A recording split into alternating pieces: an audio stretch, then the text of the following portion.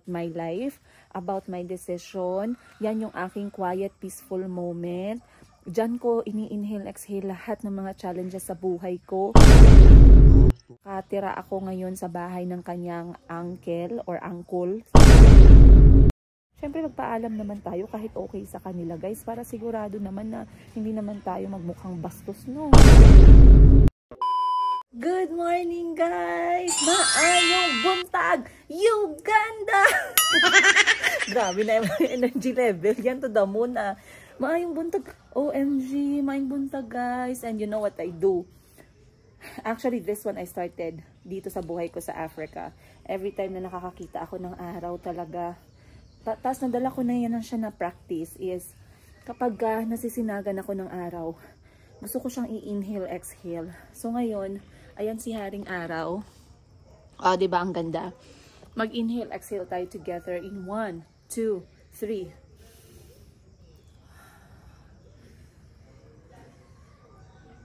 One more time.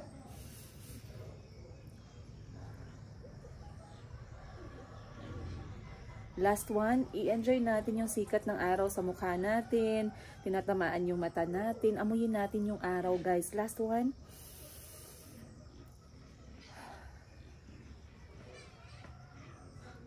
Good job. Kaya marami sa inyo nagsasabi, Madam, para kang teacher. Teacher naman talaga ako guys by profession. Hindi na ako as in 100% perfect kasi marami sa inyo dito perfectionist, talagang gina-check. But maayong buntag sa inyong lahat. Good morning, good morning, good morning. Once again, I am here sa lupa ng Uganda, the Pearl of Africa, you guys. So Uganda is situated in the African continent, East Africa to be more specific. Uganda is the Pearl of Africa. If you want to know why, please paki-google. Kasi baka mamaya maging isang buong episode tayo. But right now, what do I have here? Oh, guys, look. Ito ang tinatawag na OMG. Bango ng lemon. So this one is actually lemon. Ayan. Wow, guys, tingnan nyo.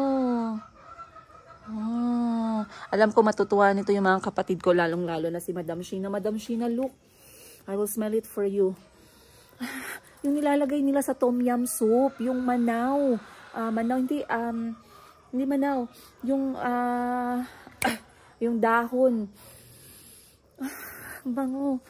Time check natin guys, alas 6 ng umaga dito sa Uganda. And by the way, gising na po ako ng alas 5:30. Ewan ko ba, sabi ni Maring Sara, hindi pa daw naka-adjust yung katawan ko fully sa time ng Uganda at ng Pilipinas. Kasi Pilipinas is 5 hours delayed compared to Uganda. So kung alas 6 dito ngayon, alas 11 na ng umaga sa Pilipinas. So nagising ako ng 5:30. I went outside, yung tahimik pa ang mundo, yung madilim pa ang mundo, yung wala pang sikat ng araw. Kasi ini-enjoy ko. Actually, that's the moment where I actually reflect about my life, about my decision. Yan yung aking quiet, peaceful moment. Diyan ko ini-inhale, exhale lahat ng mga challenges sa buhay ko. Tinatanggap ko siya at talagang hanggang sa kaya ko ginagawan ko siya ng solusyon. So again, I want to take this moment para magpasalamat sa lahat ng mga nandyan para sa akin, lalong-lalo na sa aking kapamilya, sa aking mga pamilya, mga kapatid, sa mama ko. Big shout out. Dina Parenyama, I love you. Maraming salamat for being there para sa akin at sa mga anak ko. Maraming salamat sa mga solid friends ko, sa mga staff ko, lahat sa inyo. Maraming salamat. At sa lahat ng mga nanonood lagi at pinipiling manood para hindi langawin ang aking YouTube channel. Maraming salamat sa inyo guys. I don't know where I am right now without you. So again, salamat po. So ngayon, nandito ako sa probinsya ng Uganda. I am in Soroti province. Ito ang probinsya ni Maring Sara. Pero right now, nakatira ako ngayon sa bahay ng kanyang uncle sa Bisaya. And dito kami natulog kagabi pagdating namin. So etong bahay ng kanyang uncle guys is nasa town center. Pero ngayong araw aalis kami ni Maring Sara para bisitahin ang kanyang lolo at ang kanyang lola at ang kanyang tatay na nasa bukid. Doon kami sa bukid muna titira dahil gusto ni Maring Sara makilala ko yung kanyang pamilya at saka ma-enjoy ko yung dito na side ng Uganda. So again, matagal na to ni Maring Sara gustong gawin, kaso wala nga akong oras, wala din kaming panahon nung magkasama kami before. Pero ngayon, sabi ko sa kanya, since nagawa ko naman yung mga transaction ko na personal at private last week, pwede kaming pumunta dito ngayon habang may inaantay lang ako ng mga importanteng bagay. But anyway guys, bibigyan ko kayo ng tour sa labas ng bahay ng uncle ni Maring Sara. Hindi ko kayo bibigyan ng tour sa loob ng bahay kasi yung bahay naman is quite modern. Parang katulad lang din siya ng bahay na tinur ko sa inyo dun sa syudad. So ito sa probinsya, hindi naman nalalayo, no? Pero talagang dito, very gamit na gamit yung pula na bricks kahit saan ka tumingin. So gusto ko lang bigyan kayo ng simpleng tour kung anong nandito sa kanila. So kapag nasa probinsya ka guys, talagang kung hindi ka magugutuman sa city ng Uganda, mas lalo na sa probinsya. Kasi kahit saan merong lupa, kahit naman sa syudad may lupa. So dito sa bahay, sa tahanan ng kanyang auntie at uncle, ang una kong napansin kasi pumunta ako dito sa likod, ayan, meron silang mga mani.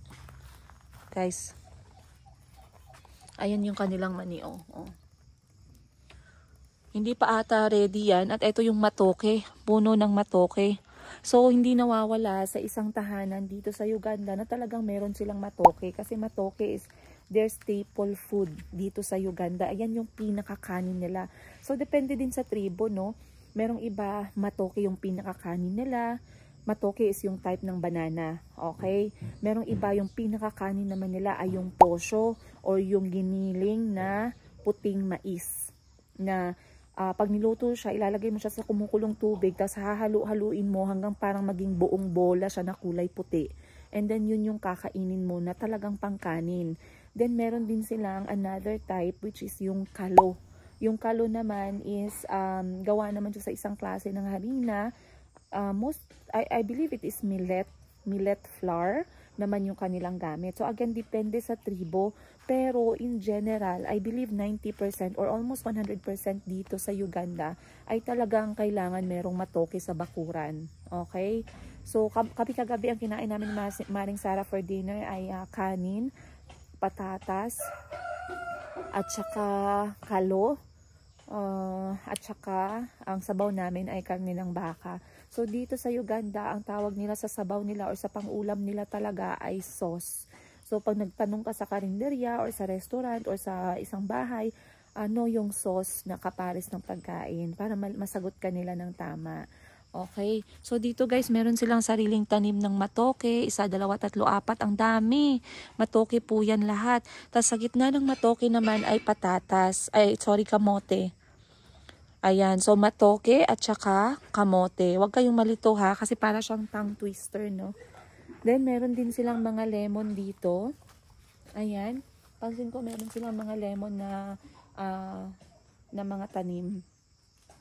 So, kita nyo guys, yung kanilang lupa dito, hindi naman siya mapula, pero sobra po siyang maganda taniman. Which is, kapag nabasa po siya ng ulan, ay parang maputik ba? Ayan. Then, dito naman, tingnan natin dito guys, lakad tayo dito na side. So, buti na lang, nagdala ako ng tsinelas. So, dito, parang merong kulungan. Hindi ko nga lang alam kung anong laman ng kulungan na to. Silipin natin. Ay, baboy. Baboy. Meron silang mga kulungan ng baboy, guys. Ayan, oh. So, kaya pala na-mention sa akin ni Maring Sara na yung kanyang auntie daw ay nagtatanong kung ano daw yung ihahandang pagkain. Sabi ni Maring Sara, huwag kayong mag-alala. Ang importante lang sa kaibigan ko ay hindi siya makagalaw or makakain ng kahit anong pork. So, wala namang problema kasi talagang maasikaso naman sila dito sa bisita. Kaya nga lang, yun, meron talagang mga Uganda na kumakain din ng ganun. And meron din na wala din, kahit na sila ay hindi naman Muslim. So, ikot lang tayo dito. And then, nakapalibot dito, guys, ay yung kanilang, may mangga din sila. Umulan kasi kahapon ng malakas, kaya basang-basa yung lupa. Mga estudyante din papasok na sa eskwela. So, eto naman dito ay ang toilet ng kapitbahay namin. Kasi may kapitbahay kami. Ayan. So, dahil ngayon ay Lunes, ang mga bata ay papunta sa paaralan. Ang iba naman ay papunta sa trabaho. Nagpaalam nga ako sa auntie at uncle ni Maring Sara na ako'y maglalakad-lakad dito at ako'y kukuha ng mga video sa kanilang mga halamanan. Siyempre nagpaalam naman tayo kahit okay sa kanila guys, para sigurado naman na hindi naman tayo magmukhang bastos, no? O, mga mais.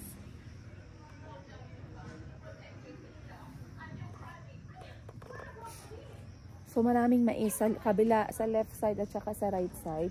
And then tong mga kapitbahay ni Maring Sara, syempre ano sa kanila, hindi sila nakakita ng foreigner kasi walang pumupuntang foreigner masyado. Kaya pag nakakita sila ng foreigner, talagang tinititigan nila, nagtataka sila. Katulad niya ngayon, tinititigan ako ng mga bata. Pero okay lang kasi kapag hindi ko naman to first time kaya medyo naiintindihan ko naman. Anong puno? At ang dami nilang ano dito. Dito daw kasi talaga maraming kalamansi.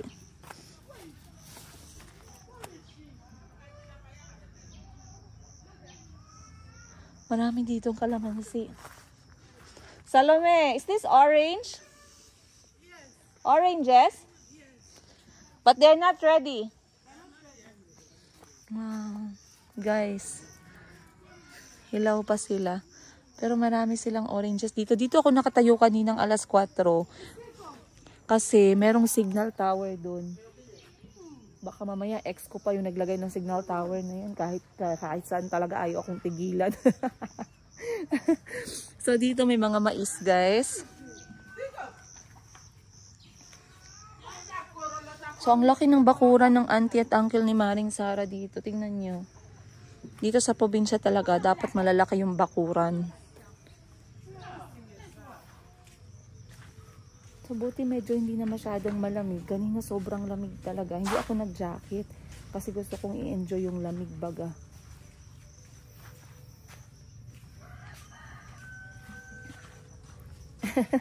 Are you going to plant that? The maize? No.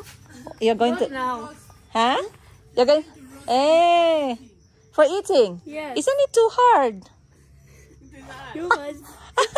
But this one is soft. Yeah. Aha, this one is good for roasting. This one, No. is gonna break my teeth. Eh. It's already broken. What do you call this one in Luganda? This one? Enkumbi. Enkumbi. This is what you used to dig, right? Yes. Eto guys, ginagamit nila for digging. Enkumbi. I think for us we use shovel. I don't know if we have that. Yeah. What are you doing? You're planting? No, I'm trying to get some rosemary from here. Oh, I see. You want to use it for cooking or tea? For tea. And did you find some? Yeah. This is what? Chili? No. Eggplant. Yeah, eggplant. Are you the one who planted this one, Salome? Yes. You also like planting? Yes. Oh, let me see what you got. Wow, but that's too little. It's so little. I'm still looking for more. There is some this. And Sarah loves planting so much. She has a lot of them. Yeah.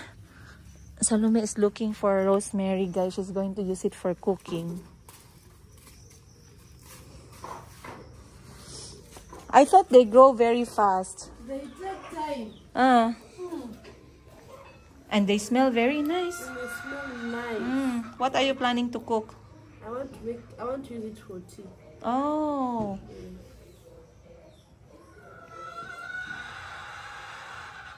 And how about if every day you pick from them, then you'll finish it? Then I'll finish it. Because it's still young. Yes, very young. So this is the rosemary plant. Salome planted. Guys. So nice. She said na kinukuha niya daw to para pang gawa ng tsaa. Gagawa daw siya ng tsaa ngayon. So busy na yung mga tao para... Ay, what's this? Avocado. Huh? Yes. What? And Avocado? avocado. Avocado? Yes. Avocado. Yes. For what? For This making tea. Hey, this is seed? The seed? Ah. Wow. Wow. Ano pala to, guys? Avocado. You don't know. I know. Can you show me? Okay. Look. Ah. Is it the seed? Hindi kasi masyadong marunong mag-English yung iba, kaya medyo... Yes, I'm coming. Oh! Avocado! Yes. Oh, this is avocado pala. Akala ko kanina hindi ko makilala na avocado pala to kasi madilim. Yes. And that one is the seed. Oh. Madilim kasi kanina, guys. Hindi ko makita avocado pala. Sabi ko, anong klaseng prutas ba to? Ngayon ko lang nakita. Salome, this one is the seed from the avocado seed. That one. Yes. Oh, Mama. This one. Yes. Yes. This is the seed. I found a little mixed with ginger. To do what? To use for For what? tea. That's very good. It's spicy. And healthy. Very. And they said it will make you look beautiful. Huh? That's why you are beautiful. You drink this. We don't have. You don't have it. We have avocado, but we don't do like this. How we do it? People do it. Oh, it's the seed. Yes. Then you just grater. Then Then I grated it. Now it is going to dry. you put under the sun. Yes. Then I pound it. Eh, Then I shoot it. eh. That's why Mama is beautiful. Look. Because she takes avocado seed. Because they said this one is very healthy and medicine. Yes. This medicine.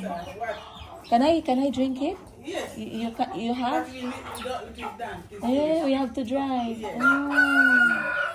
Mama, this is nice. Guys, look. Avocado seed pala to. Sabi ni Mama, she grates it, then dry. Yes. After drying, how many days? Depends on the sunshine. When it's dry, you pound. You pound. And then Then you shiv it. sheave it like Yes, a so that powder. the particles. Oh, then you, Yes. Just get a teaspoonful. Teaspoon. Put in hot water. like ginger. Yes. Amazing. Amazing. Mama, I learned something today.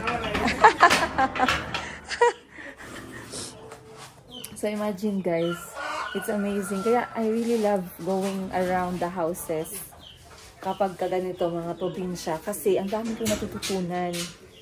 Tapos kahapon, dito naman hindi sila marunong gumawa ng sampalok na candy. So gusto ko namang ituro sa kanila yung paggawa ng sampalok na candy. Kasi other than pwede mo siyang pagkakitaan, napakasarap na way pang merienda, pang bigay sa mga bata. And panghimagas. And also, it's good to have another product made of sampalok.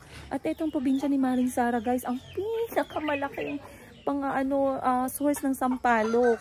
So, sabi ni Maring Sara, kasi dinalan ko siya ng kending sampalok. Sabi niya, ha? Pwede pala ganito? Sabi ko, oo, chinek namin yung recipe, guys. Ang dali lang pala. Tubig lang, tsaka asukal, tsaka asin ang ingredients. Tsaka kailangan mayroon tayong ref. So, sabi ko sa kanya, Maring Sara, kailangan natin itong gawin. Sabi niya, excited daw siya, bibili daw kaming sampalok.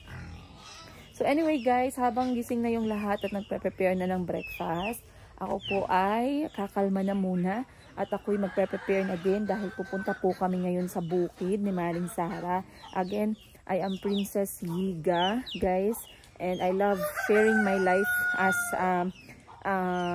vlogger, single nanay ng aking 4 na anak, half African, half Filipino kids. My kids are half Ugandan, from the tribe of Buganda, and of course half Filipino from the tribe of Ilongga. Ayan. Itaas ang bandila ng mga Ilongga. At yeah, I share my life story as a single mom, my struggles, my ups, my downs, my highs, my lows, my challenges, paano ko hinaharap yung mga challenges ko sa buhay, yung travel namin ng mga anak ko, how I started my business from the ground, how I fight for my business. Meron akong negosyo na 2, laundry shop at saka boutique, at mga sources of income para mabuhay ko yung aking pamilya, and just the total me in general. So if you would like to see my story from the ground or wherever God will take me, I hope you guys will join me in my journey here, and every time I share with you guys the stories of my life. At kung nagustuhan niyo po ang episode na to, pakisampal naman ng bell button dyan, pakipindot naman ng subscribe dyan para hindi naman po ako langawin sa araw-araw po na ako'y nag-aaksaya ng aking laway. But anyway guys, maraming salamat once again. I'll share you more videos. I will move around, and then yeah, I guess I'll see you on the next one. Much love, Princess Miga.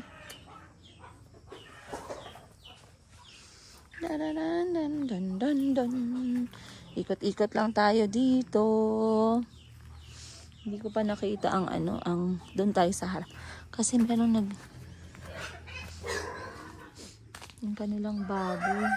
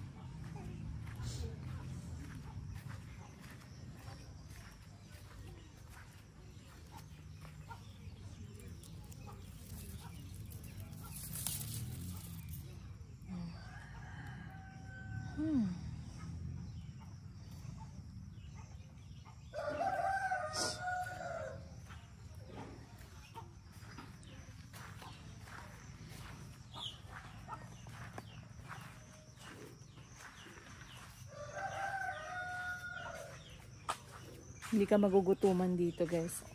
May mais, may avocado, may saging, may mani. Merong oranges, may mga manok. May mga manok, nagpakain sila ng manok sa umaga. Uy, meron din pala dito oh.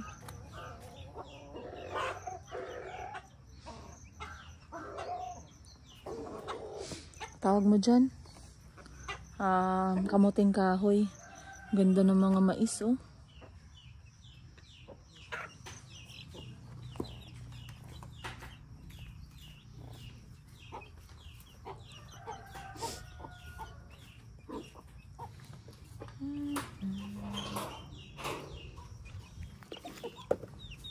I think ito ang kusina nila kasi kanina pa siya labas-pasok dito. Ano to? Uy, ang lalim. Basura.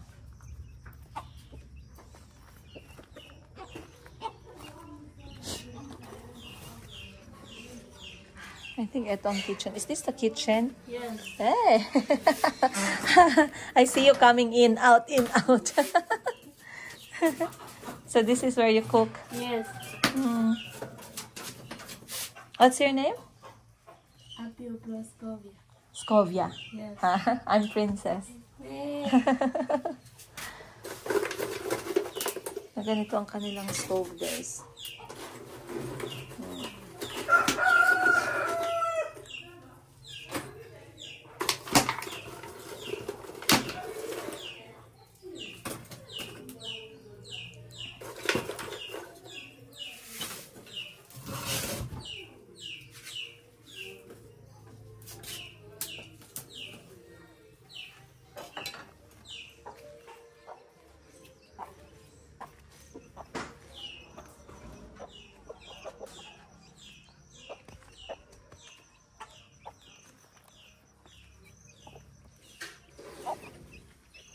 Napaka-productive ng umaga ko.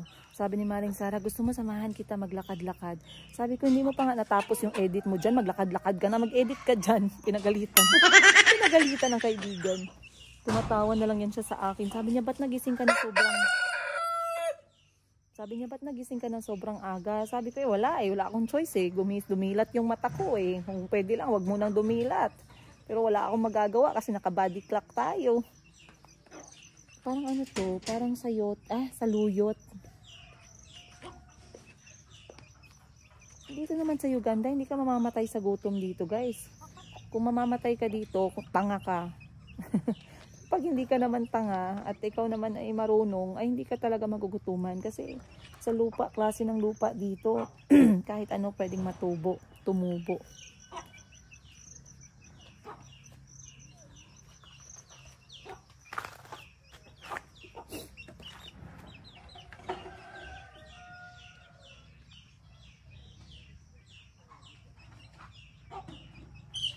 Kung hindi ko titingnan yung paligid at yung manok lang titingnan ko, para lang ako nasa Pilipinas.